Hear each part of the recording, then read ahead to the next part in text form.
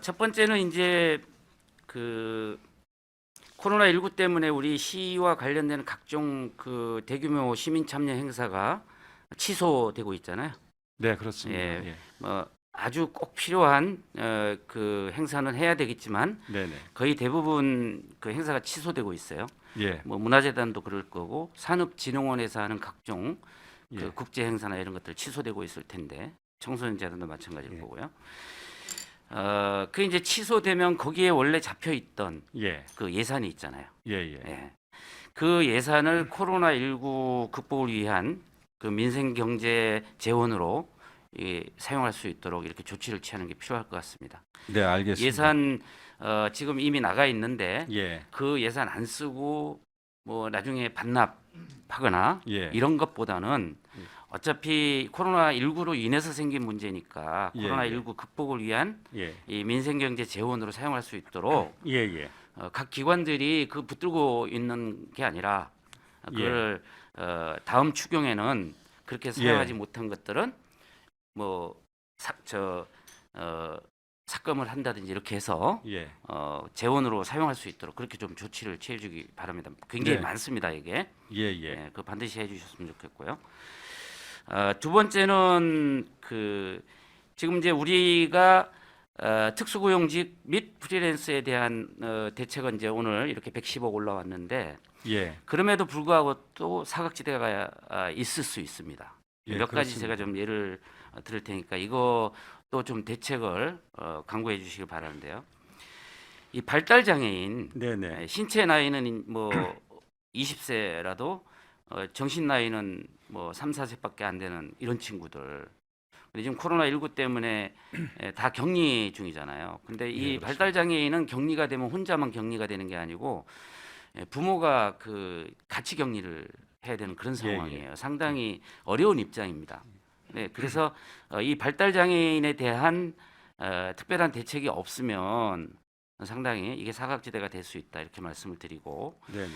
그다음에 일용직 노동자, 네네. 예, 어떤 근거가 있어가지고 뭐 다니다가 직장을 못 다니게 된 그런 근거 있는 분들에 대해서는 우리가 지금 이번 추경에 이렇게 네. 올라와 있는데 일용직 노동자에 대해서는 사실은 그런 근거나 이런 거 잡기 어려워서 예.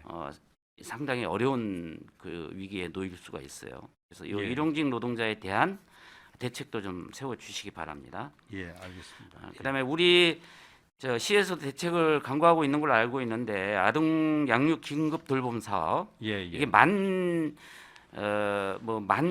기준으로 7세부터 12세 이렇게 해놓으니까 예. 그 해 같은 해에 태어났는데도 못 받게 되는 이렇게 이 불공평함이 생겨서 예. 아마 시에서 2007년 1월 1일부터 예, 그렇게 2007년 3월 바꿨습니다. 31일까지 예. 출생아도 포함을 시켜가지고 하겠다는 대책을 가지고 있는 걸 알고 있어요. 예. 예.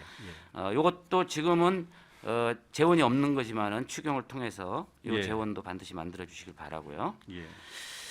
어, 그렇게 그런 발달 장애인이나 일용직 노동자, 예. 그다음에 양육 긴급 돌봄 사업과 관련되는 이런 거 추경 다시 좀 준비를 해주시기 바라고요, 구체적으로. 예.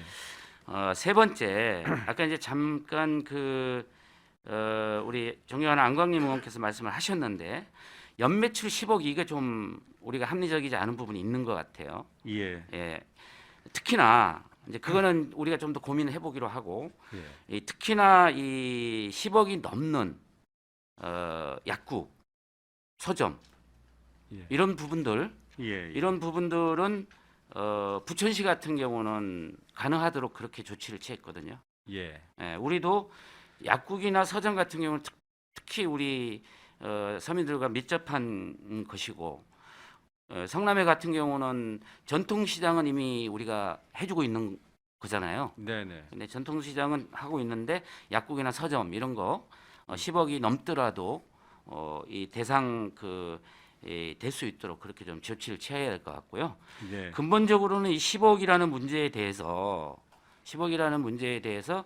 이 어떤 그 형평성 그런 좀 부작용 이런 것들 고민해서 좀 고민해 주시는 게 맞을 것 같아요. 예, 알겠습니다. 예, 그렇게 좀 고민해 주시길 바라고요.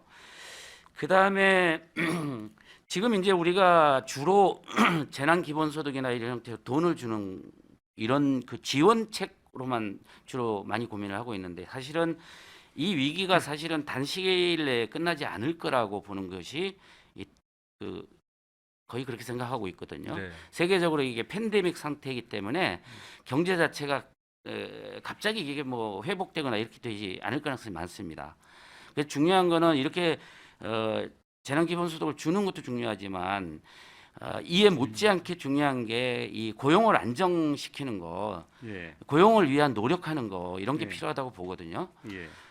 이 일자리 대책 이 예. 부분에 대해서 특별히 더 고민을 해주시고 특히나 이제 우리 그 성남시 산하기관에서 채용을 한다든지 이런 부분들 예. 코로나 위기 때문에 그런 거 미루지 마시고 예. 예. 어떤 기관들 보면은 뭐 시험을 보더라도 2m씩 떨어져서 운동장에서 보고 이런 어떤 조치를 통해서 예. 계속 그 채용을 하거든요. 그래서 일자리 대책 우리 특히 이 시에서 채용하려고 하는 각종 그런 일자리는 차질 없이 추진해 줘야 될 것 같다.